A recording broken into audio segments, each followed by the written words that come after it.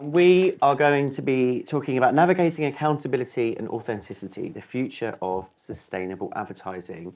We're going to go straight back in, boom, after the break. Hope you had a coffee. GMSF. Ooh, another acronym. Yeah. So I just really wanted to start off by getting your thoughts on that, how you think that's going. Are we happy with the direction? Do we think it should be further along? And really specifically from a publisher perspective, what you think the impact has been so far and what you suspect the impact will be in the future. We'll start with you, Claire. Yeah, so the GMSF, in case you don't know, Global Media Sustainability Framework, it was previously spearheaded by GARM until Elon threw a massive paddy. So yeah, the work is continuing on under the sort of stewardship of the IAB and AdNet Zero, and it's the culmination of 18 months of work across multiple publishers, tech platforms, advertisers, and agencies, and it's a set of principles and frameworks, well, for each different channel. And it gives us a really, really clear separation of what an advertiser is responsible for and an agency, and no longer relies on publisher data as a proxy. So for GoodLoop, we have a carbon measurement solution. Historically, it was based on, let's just analyse a publisher's ads.txt file, assume a load of stuff, count how many ads are on the page, but all that does is tell us about the publisher. So the GMSF really makes it much, much easier for us to look at the distribution and the consumption emissions of the actual advert, and therefore what an advertiser and an agency can change. It's going well. It's obviously voluntary, so not everyone is compelled to sign up to it. We have, and we've aligned our product fully with that framework and built our methodology on top of it. In part because we wanted to be a lot more granular and be a lot more accurate rather than using model data that doesn't change that much. And also because as an organisation and how we invest our advertisers' budgets, we didn't feel it was appropriate to have another tax on the fourth estate. And you know, everything that we do in terms of all of our other products are all about driving intentional investment towards good quality publishers. So then being a bit punitive and saying, your website's a bit heavy, bad, didn't feel like a good position to have. So it's going well. Version 1 is out. More will happen, more iterations will happen, and we're working with the organisations who are fielding all of that. But I think it's going all right.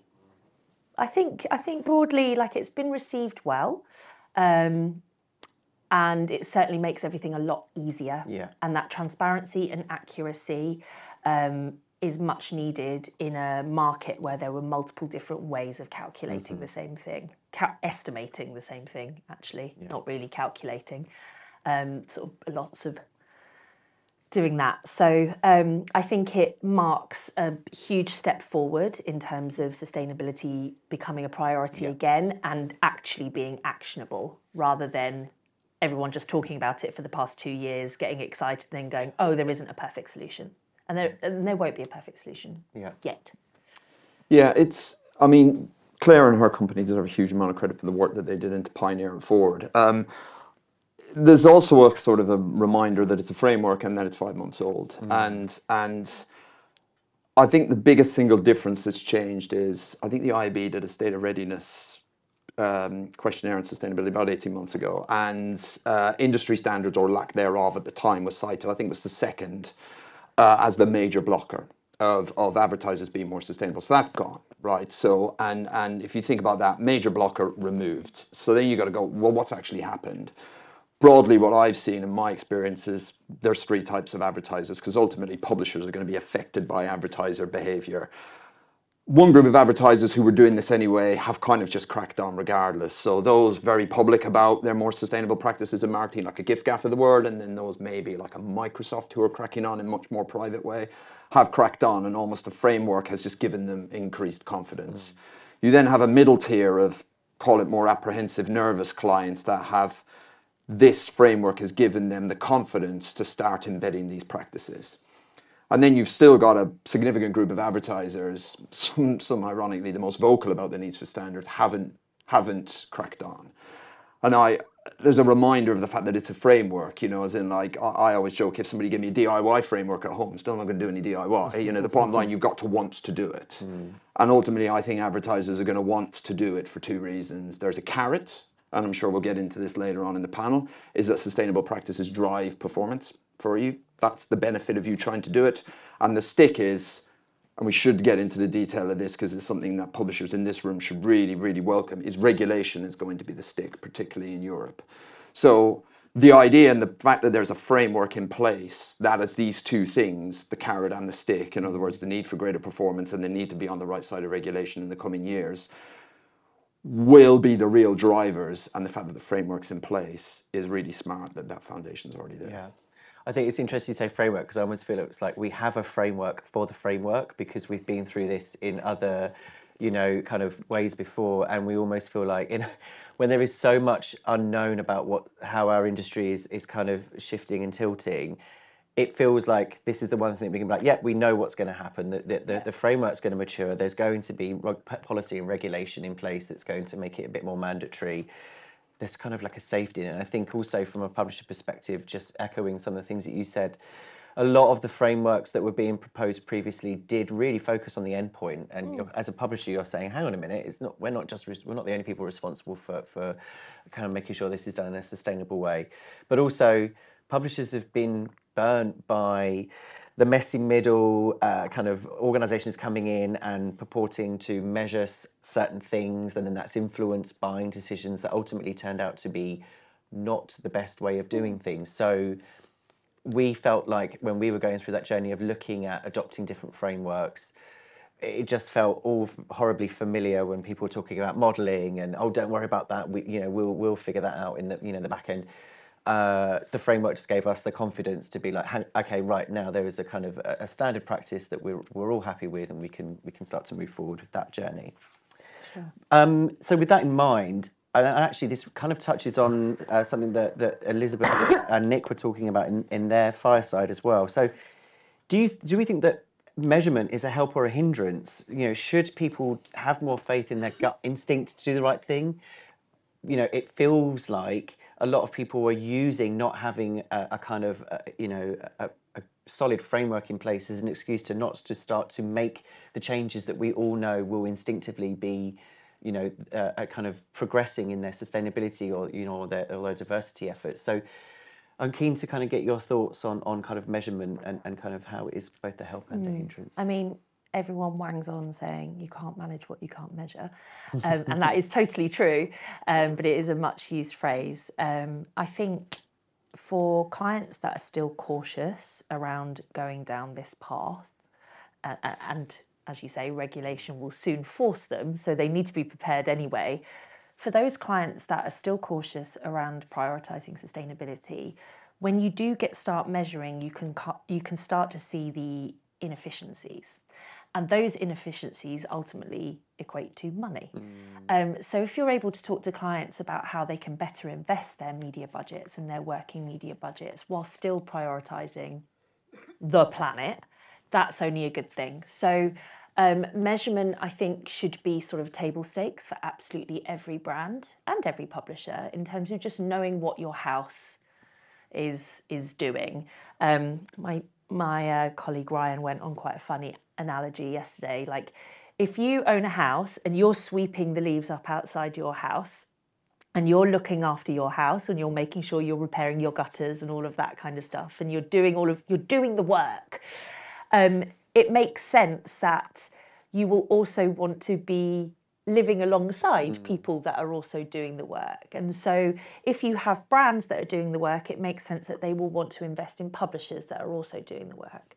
And of course, when publishers are doing the work, what they're doing is prioritising their users, which also in turn improves things for advertisers. So measurement is step one in all of this. Yes, there will be some brands that just go, we're just going to measure, not change our behaviour and just offset. We'll burn now, pay later, right? We won't change anything. We're still achieving everything that we need out of our campaigns. Then there will be others who will actively want to take steps, but they'll probably have to do quite a bit of measurement first in order to set those targets for reduction as they move forward. So and then there will be others, as you were saying, that just go all in and who have developed their own calculators. They've got every single consultant, every single company working. They are constantly iterating on that. And there are some really amazing brands that are doing that, which I think is incredible. Interestingly, a lot of them are French.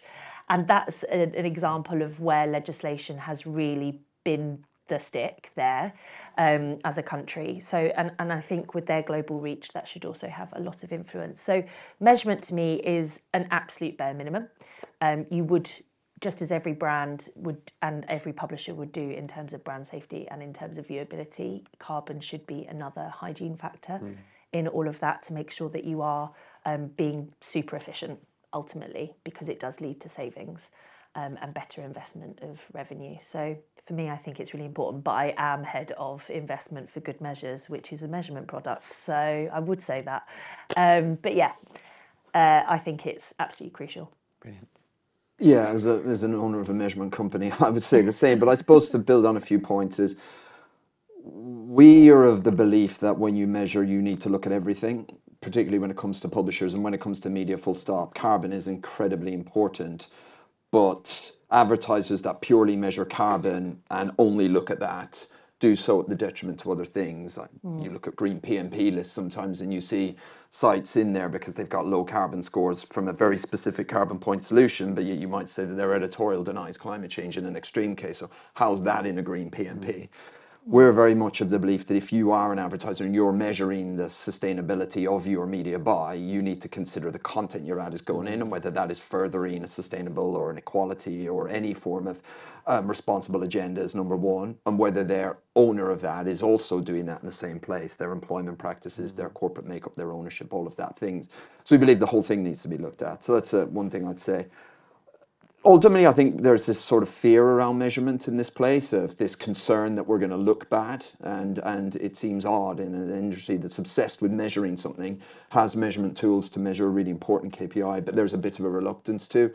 And I think because still our industry wants to look good, and often it's saying to people, you've never measured or optimized your campaigns towards a KPI like this to start with. Why are you expecting it to be good from the outset? Right.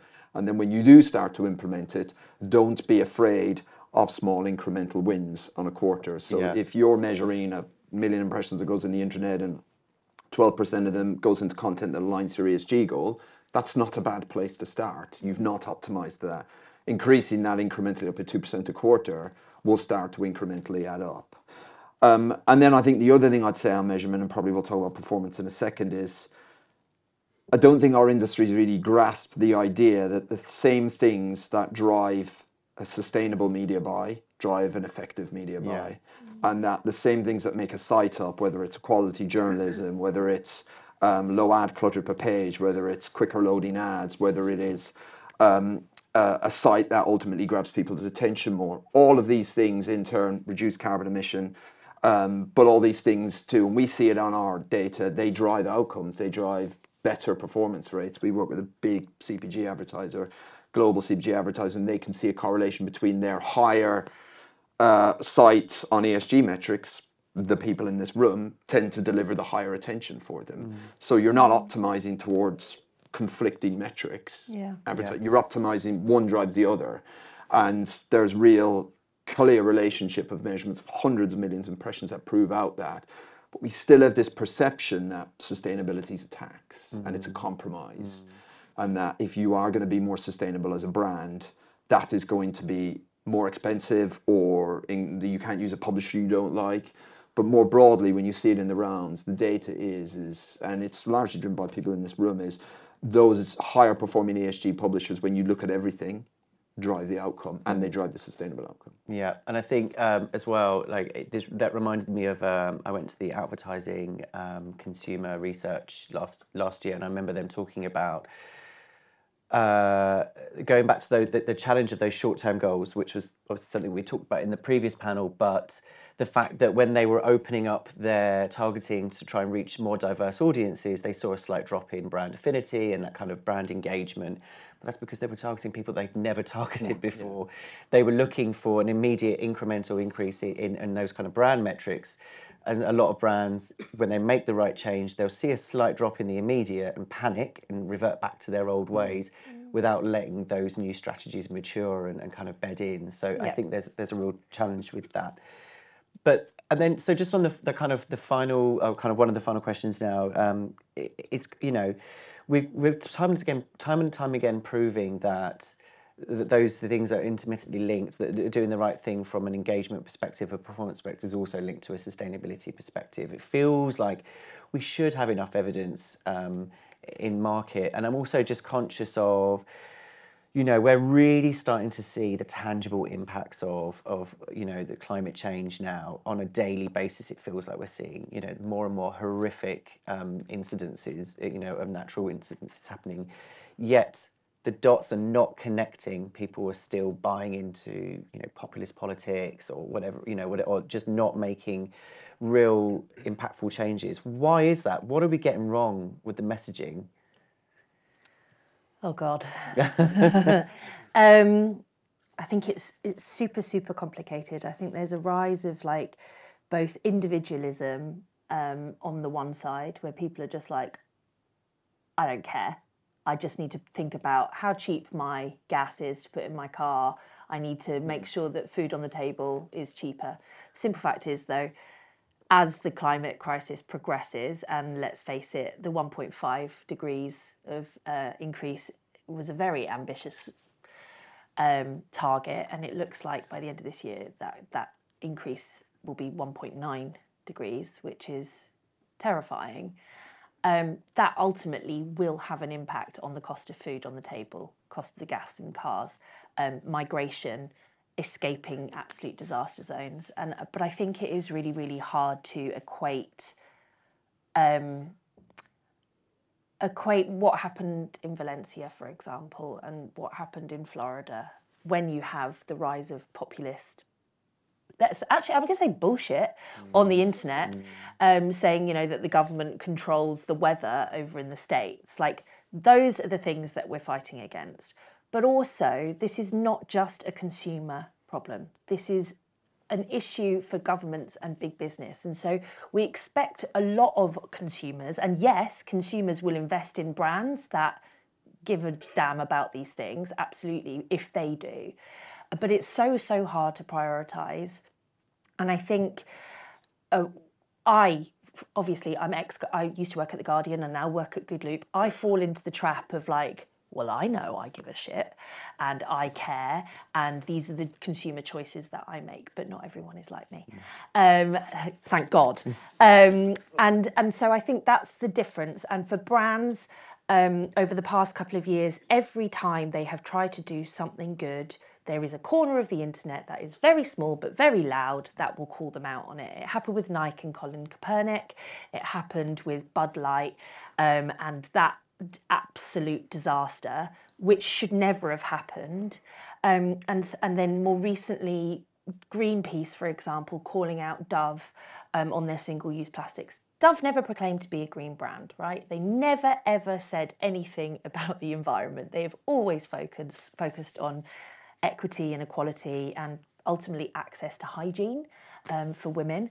And so those kind of things really, really snowball. And then brands get really cautious and then they pull back again. And so you have to start the fight all over again. But consumers really want brands to take a stand on these things. So there is this horrible mess. It's a mess.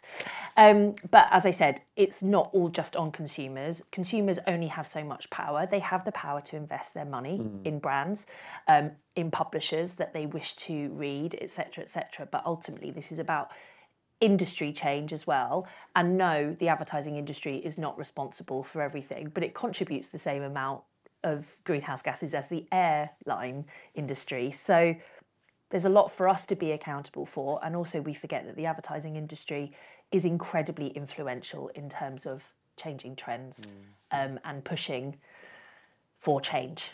It's a really long-winded way of saying, Yeah, yeah, I mean, no, but a very sophisticated way of saying, Yeah, I'd build on that. I think, and this is probably unpopular in the sustainability world, but I just do not think people in the street or businesses are going to do this for altruistic reasons. They've seen enough pictures of polar bears on breaking up. They're not. And when we sit in front of clients, like we make a point, we are not, you know, they roll their eyes, the old do-gooders are coming in. We're not here to lecture you on anything. We're here literally to talk about the benefit. And I think the learning from sort of consumer behavior, I think, is that sustainability is most adopted by the masses when it's coupled with a benefit to them. yes. So people buy Patagonia because they like the look of the jackets. The sustainability aspect is the residual part of it. I think the way somebody like an eBay have tackled it with circular fashion, look good in circular economy, cheaper clothes. Oh, and this is good for the environment. The way Tesco's covered food waste. Yeah. You know, if you tackle food waste in your households, it's going to save you 800 quid a year in a cost of living crisis, and it's good for the environment. And I think that people are those brands that are doing that really well. I think that then when you bring that into our industry, it has to be coupled with your benefit. So we should start talking more in terms of performance and efficiency. We even frame viewability as a metric, because viewability is just a performance metric. It's a metric of waste. It's a metric of carbon. It's a metric of stuff that's banked out on the internet and nobody looks at. And we talk about it all through the metrics of how performance and efficiency and ROI all links back to waste, which is our intersection with your ESG. And that's, I think, getting people to talk about sustainability as a performance driver rather than something that's going to do good. Then when you kind of also talk about coupling it with something, it's about staying on the right side of regulation. I genuinely think our industry doesn't know what's coming to them. Like there's regulation that's already in place in the EU. It's called the CSRD, the Corporate Sustainability Reporting Directive. It's like an EU regulation for sustainability or an ESG reporting. Next year is different because it means that the threshold of who needs to report drops. So thousands of businesses are going to need to report with a greater level of granularity on their ESG, right? Now, there's also this thing, and I think our industry genuinely does not get its head around it, is a concept called impact materiality. And that is a part of the regulation. And while advertising or media isn't called out in this regulation, impact materiality is the effect your company has on the world. So an example, if your supply chain uses human rights, labor that breaches human rights, that you now have to put as a risk in your ESG report. If your supply chain uses too much water, that goes in. The flip side of that is if you're making improvements in this area, that goes in. So when you look through an ESG report and you consider that if you believe the Gartner figure, the average big company spends between 6 and 10% of their turnover on advertising, which is a supply chain, which has impact in the world, it's not mentioned. Like this industry doesn't get a free pass. You know, it's a bit like you look through ESG reports and we're the shadows that read the page after page after page. There's a couple of cursory mentions of marketing and media every now and again. And if you think that it's a supply chain, that hundreds of millions of pounds of big global advertising money, why does it get a free pass? Yeah. And also, if you are an advertiser and you're spending 20 million funding hate disinformation, that's now going to have to go into your report. Right.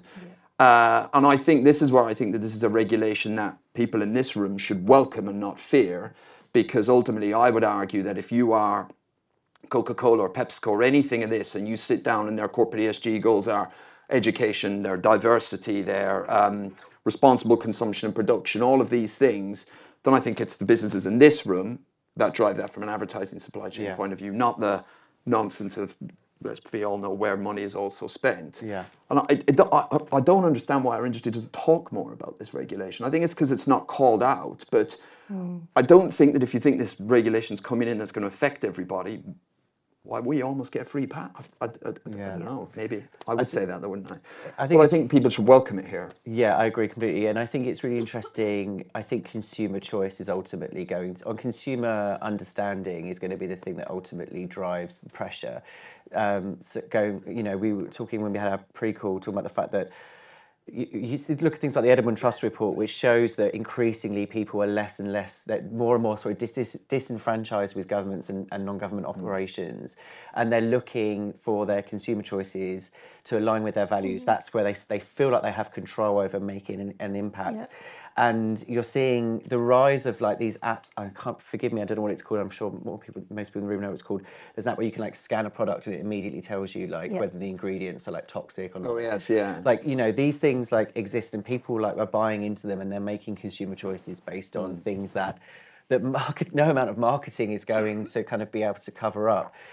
And then I also think that the fact that people, in the same way that people got wise to the impact of algorithms or data mismanagement, they start to wise up on the impacts of Scope 3 emissions and looking at a crowded web page with tons of ads and lots of like click clutter, they're going to start to equate that with wastage from a I've sustainability actually had perspective. comedians on Instagram now. It's starting to make its way into skits Really? of like a Scottish comedian going, I think what we need Oh, is yes, I at least saw this 27 one. ads Yeah. because we're going to need some revenue.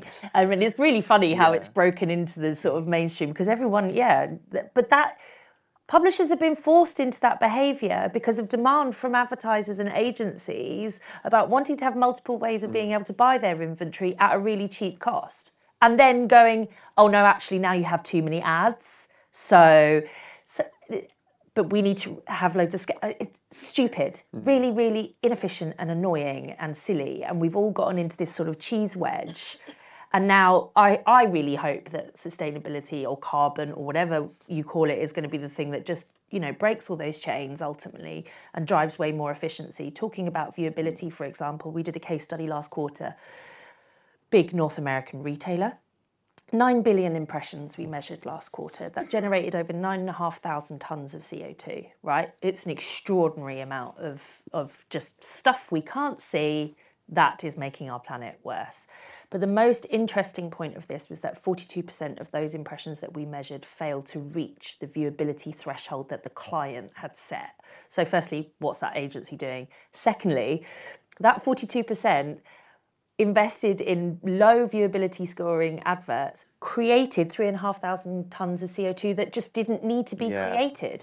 And so that's my point. When you don't even have to approach this from a sustainability perspective. You approach this from an efficiency perspective, and a procurement person is going to be like, yes, I want more of that money going back into media rather than just being spent on inventory that no one's seen. And so that's where I think it becomes really, really interesting. And that's where that sort of provocation comes in terms of, in addition to regulation, in terms of changing habits. We've become so habitual and expecting different outcomes from advertising, but not changing a thing. So, yeah. Brilliant. Thank you. Well, I think when we had our call, I felt like a rally cry. I was ready to go out to the street and like, but yeah, brilliant. Thank you so much.